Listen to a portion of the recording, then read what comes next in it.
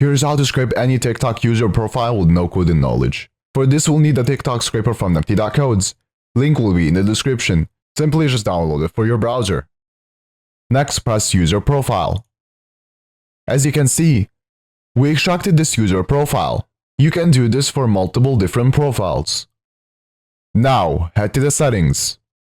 Then press on Stored Data. In here, you'll find all the data you scraped. You can specify some data to delete or move to export. Now, to customize this, press on Customize. Then press on User Profile. In here, you can change the data however you want. So for example, you can uncheck some data. You can also change the order of the data. And also change the name. And also add a criteria to only scrape the product you are looking for. Once you're done, press Save.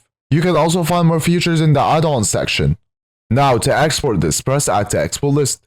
Then press Export. You can export it in many different ways. I'll export as HTML. After exporting, here's all the data we extracted.